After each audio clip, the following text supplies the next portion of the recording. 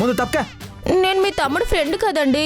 నేను మిమ్మల్ని అడుగుతుంటే మీరు అలా చెప్పకుండా వెళ్ళిపోతే ఏం బాగుంటుంది? ప్లీజ్ చెప్పండి. ఏంట్రా నీ బాధ?